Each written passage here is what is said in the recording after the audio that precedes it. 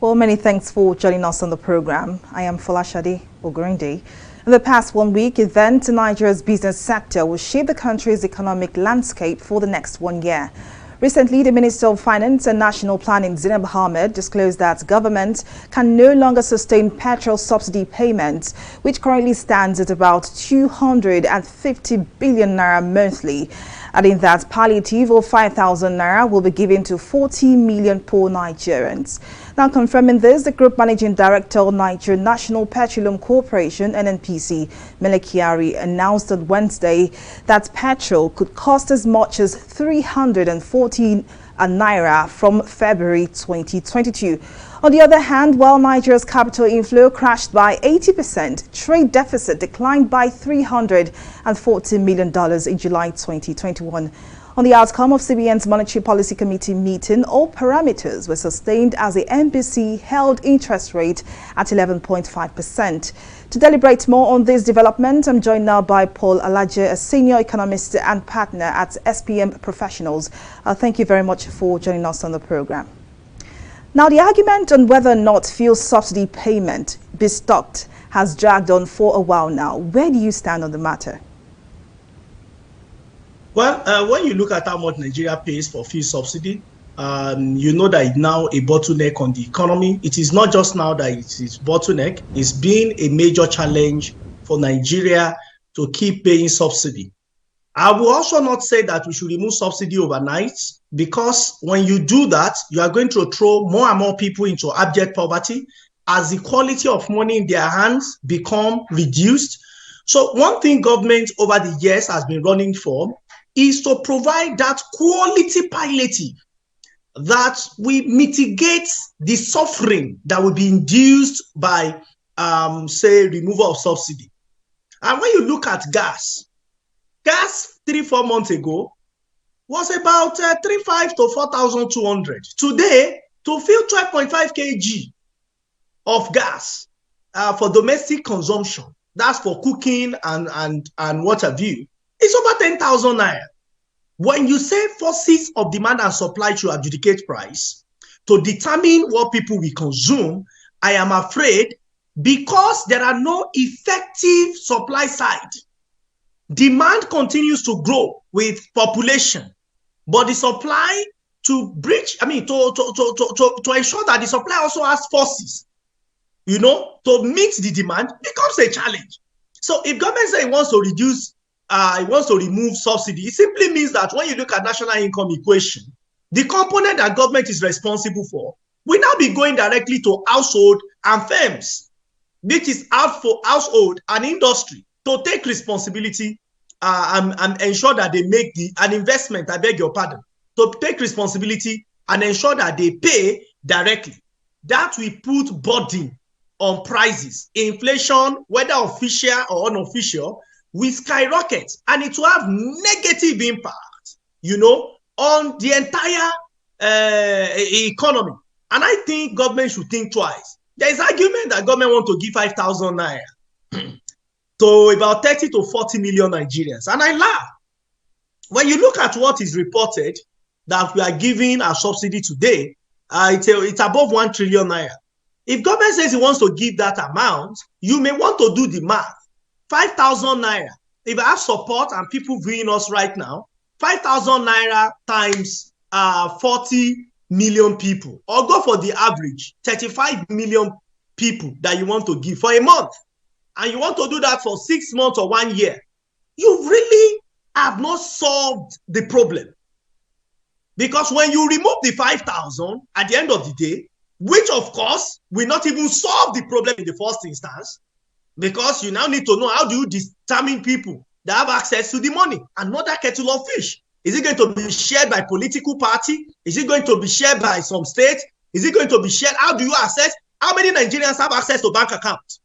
You know, we have less than 60 million people with unique BVN number.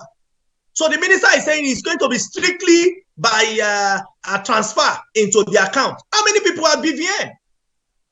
So these are challenges that we have not thought through. And it is obvious that this is somebody who is thinking of one socialist approach somewhere and thinking of how to bring it to the market. You know, one hand, we want to practice market system. The other hand, we want to practice planned economy without plans. Then it becomes a whole lot of challenge. What is the real problem? So that we don't speak like people that really does not understand the quantum of the problem. I will tell you what the real problems are and what I think is the solution. The real problem is that we don't have supply we can control. The supply comes simply from international community. We are not refining PMS in Nigeria.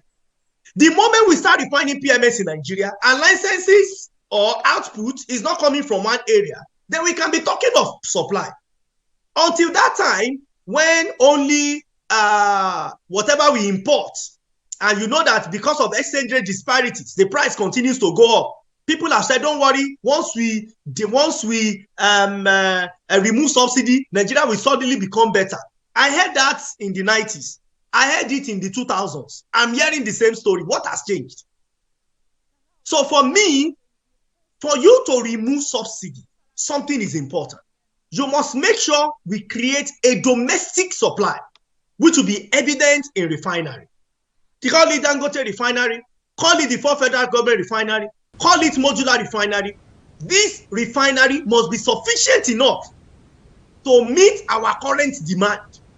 It is after that time that it now makes economic sense for the argument of demand and supply to adjudicate price. Right now, you have demand from Nigerians, but the supply will depend on international community. And because international community is already gulping approximately 30% of our foreign reserve, even number one. Number two, if anything happens to exchange rate, it's going to gulp it, then prices will increase. Imagine that tomorrow, the prices of exchange rates goes worse. Imagine. And when I say imagine, I'm not saying it should. I'm just saying that this seems to be the reality. Nigeria 10 years ago, what was naira to dollar? Nigeria 20 years ago, what was naira to dollar? 40 years ago, what was naira to dollar? So 10 years gap, we have seen that naira continue to emaciate against the dollar as it found it difficult to receive pressure of demand for foreign goods. So now Mr. Alaji, sorry to interrupt you here. You raised several issues I believe are very, very important and very necessary to seek answers to. But let's talk about the 340 naira per litre being proposed by the federal government. I recall that one of the sector was deregulated, and that's why we have the cost of diesel plummet from I think 200 naira to 300 and something naira, which is currently sold for. So do you think the present economic realities could sustain plans to sell petrol for as high as 340 naira per litre? Well, I think the question should be also thrown to majority of the people watching this program now, or those that will watch it in the future. If we are buying now at 165 naira or 67 naira, as the case may be, and it goes to 350, almost times 2 or more. The question is, what will happen to all the vehicles you will enter a month? Will your minimum wage or whatever wage, even though some governors find it difficult to still pay at state level, will it be multiplied by 2? And the baseline will not be 18,000, 30,000, for minimum wage to become 60,000. What we want to do is just to induce inflation and make Nigerians to be vulnerable to international pressures, to exchange rate pressures. Argument's sake, Mr. Alaji, for argument's sake, some people have actually said that in the long run, that the removal of fuel subsidy could affect Nigerians negatively in the short term, but on the longer term, would begin to reap the benefits. What do you make of this? I am an economist. In the long run means when we are all dead. So we are talking of economy where we are alive. We are not talking of in the long run when we are all dead. Tell me the long run. How long is the long run? The long run is when you vary your factor of production. Are you varying government? These are just economic half-truths. I don't believe in it. See, as much as I hold a responsibility to Nigerian population to be truthful and to be as professional as I can be. The truth is that today, if you want demand and supply to adjudicate price, either for electricity or gas, and the conversation we're having today, PMS, let us have domestic supply. We have domestic demand. Let's have domestic supply. The same argument I presented when President Jonathan tried to allow demand and supply to adjudicate price. Once you have it, and we were promised that by 2014, we're going to be having functional refineries. We have also promised in 2016 that by 2018 to 2019, we're going to be having functional refineries. Those refineries has refused to turn like Baba's chair. They have remained the same until we can produce internally and locally. What we are consuming in terms of PMS demand, forget it. If you say you remember that in 2000, government claimed that subsidy has been removed. And if you go to several presentations you have, and I've seen on other TV stations, they said that it is gone for life. I was invited by 4 media houses. And live TV, I was just laughing. Because I knew that even government that said they've removed, they did not know what they were talking about. You are talking of forces of demand and supply. When your exchange rate perpetually go weaker, when that your trade reports, according to Central Bank of Nigeria, you have a shortage, trade deficit, which is even a bit lower than what you had, $880 million before, now $340 million. What are you talking about? Do you know what you are saying? I don't think we know what we are saying. Labour will not accept it. Even if Labour accepts it, how do I carve out ×2 or what I'm spending on logistics when I don't have option? Boss, let me give you the kind of explanation. From time to time, you've been hearing that we want electricity bill to reflect the actual price. We want demand and supply to adjudicate price. You know what government is saying? That you need to be vulnerable in the hand of discos. The question is this. In Abuja, it's AEDC, Abuja Electronic Distribution Company. If I don't want to use AEDC, which other option do I have? You are in Lagos. I don't know whether you are in Ikeja area, island or mainland. But if you're on the mainland, you are vulnerable in the hand of Ikeja Electric. Ikeja Electric, whether you say you don't want to use Ikeja Electric again, which other option do you have? I'm asking. If you're on the island, is Eko Electric. Do you have another option? This is monopoly. So Mr. Laje, how do we then find the balance? Because according to the federal government, it said it spends 250 billion naira monthly in trying to subsidize PMS. And you've spoken about the supply side, and the federal government has announced severally that it's working towards rehabilitating Nigeria's refineries. Also spoke about working in partnership with Dangote in order to build a world-class refinery. So in the meantime, how do we balance these two issues? The issue of the federal government saying that they spend so much in trying to subsidize PMS, and the other hand, the average Nigerian is saying paying over 300 naira per litre for PMS would more or less, affect a whole lot. How do we find the balance? The least evil is for you to continue to support Nigerians. That's the least evil. Because before you set exam, you need to first teach. Government has not done her part. And that's the truth. It is bitter. It is not sweet to talk about. It is not popular, but it is the truth. Produce, supply, side. The answer to subsidy removal is supply side. Not if you may buy buses, those ones can do their bit, build rail system. Those are things government should do. But the shortest way, what will give peace, economic peace, what will not distort the system, is to ensure that the supply side is functional. And license should not be given to one person. When we have that, we can confidently say that we are removing subsidy. We are removing the support. The same with now electricity, we have to individuals, company to manage until we make the environment to be competitive. At best, what we are practicing is monopolistic market, which is dangerous. So if government removes it, I wait. You know, this is not the first time it has been announced that government wants to remove subsidy. And each time I've been interviewed, I've said that it will be very difficult. It will be like a camel passing through the needle's eye. That's how tough it will be to remove subsidy. It is the truth. Not so many people will tell you this truth, but it's just the truth. If you don't fix the supply side, talking about economic solution, there are political solutions. Government can go through that route.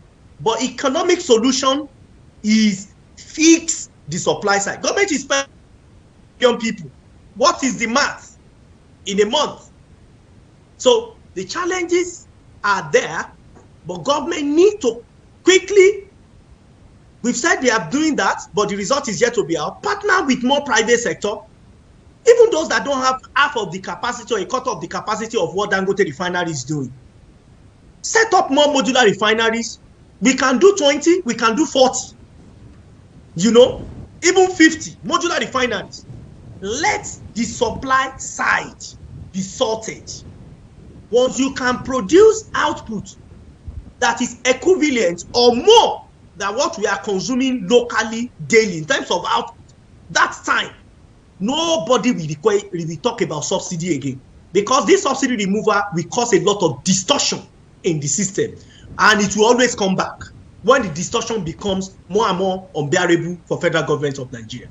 Well, indeed, Mr. Alaje, but for now, it's a wait-and-see situation. We'll see what happens after the first half of 2022. But we'll take a break here, and when we return, we'll focus on the outcome of the MPC meeting and some of the issues raised. Just stay with us. Corruption not in my country. Hello? Yeah, I found your wallet in front of a supermarket. Meet me at Apple Junction. Yes, I'll be waiting for you. Now we find out. Two of us. Thank you very much, officer. It's surprising that men like you still exist in the police force. Yes, so... Oh, yes. This is just a token of my appreciation. Oh, no, you don't need to do this. We are only doing our job. Thank you very much. God bless you. You're welcome. Now I know police is really my friend. Yes. Friend. Hey.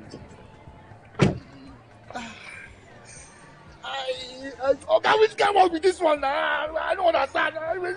You know your problem. You are greedy. I'm a policeman who is doing his job. All forms of corruption in the force. Not in my country. Corruption not in my country. Welcome back. If you're just joining us, Mr. Paul Alaje, a senior economist and partner at SPM Professionals, has been my guest. I've been discussing the issue of fuel subsidy removal, government's plans to increase petrol, and the 5,000 naira palliative to be given to 40 million poor Nigerians. Mr. Alaje, thank you very much for standing by. Now let's shift our attention to the outcome of CBN's MPC meeting. Were you expecting the MPC to retain all parameters for the 8th consecutive time? Yes, that was my expectation, and I'm happy that what many of us expected is the same thing that Monetary Policy Committee decided to do. First, when you look at GDP growth, it's emaciated for 5% or 4%, even though that is understandable. You recall that the base year for the 2020, we had -6% and -3%. The GDP growth, even though you are seeing positive for us, technically speaking, is still very weak, very, very weak. And there are projections by IMF that Nigeria may even have a negative growth in medium term. Talk about 2022 or 2023. But we hope that some necessary adjustments will be made. So it will be too early. It will be too much in a haste to want to say we could quickly adjust rate. Inflation is also high, even though it's slowing. It's growing at a reduced rate, 15.99%. That's effectively 16%. It's still very high, as against the target of central bank of 6 to 9%. So the best thing to do is to hold rate. When you look at exchange rate as well, it's still on the new window. It's remained almost flat. Official rate almost flat. Parallel markets nosedive at a time, though it has started growing gradually. But the right thing to do is what I think the Monetary Policy Committee has taken as a decision. Now, the Central Bank of Nigeria disclosed in its monthly economic report for July 2021 that the nation's trade deficits fell year on year by 61% to $340 million. This is a little bit of a good news for Nigeria, but definitely we still have a lot to do. What do you make of this? Well, trade deficit has a lot of horrible implications, even though it's an improved one compared to where we were year on year. But when you look at the implication, it simply means that we are continue to deplete our reserve. We are not giving as much as we should produce for export purposes. So it's an improvement, and we understand the impact of COVID in all of this. COVID came, struck. Even before COVID happened, we have started seeing reduced investment in Nigeria. So I think authority will need to make more policy to support private sector and to promote more of exports for goods that are in high demand. Even maybe introduce some policies for import substitution, but more importantly, export promotion, which will have implication in our foreign reserve and also help us as a country in order to reduce the ongoing depletion of our foreign reserve. Now, finally, before I let you go, let's talk about a little about the crude oil and gas exports, which decreased by 1.0% to $3.99 billion compared to $4.04 billion in June 2021. Are you worried about this this data? I'm worried. I'm worried because it is easy to say we don't need crude oil. The question I ask is, what then do you have? Recall now that Libya has overtaken Angola as the second largest, now overtaking Nigeria as the largest producer of crude oil. What is Libya's population? You know, what is even Angola population? So Libya is taking the role. Why? Because Nigeria forgets that crude oil production is a natural phenomenon and is subject to deterioration. We are not investing more funds in that sector. And that is why we are seeing the kind of challenges we are having. So as a matter of urgency, federal government of Nigeria, we need to prompt those oil producers, particularly the three fields, you know, the one in Southwest Arepo and two other within the South-South region, to start. Some are being delayed to 2025, the other one 2027, and the last to 2029. Why? This, if it is done, will improve Nigeria output annually by 300,000, production per day. And that will last for a year, and we can maximize that for a long period of time. So for me, the answer lies with improved output. And I hope that government will do the needful in no time. Well, indeed, Paul Olaje, senior economist and partner at SPM Professionals, many thanks for your contribution on the program. Thank you so very much for having me. Indeed. It's a wrap on the program. Many thanks for watching. Join me again next time. I'm Folashade Ogurinde. Bye for now.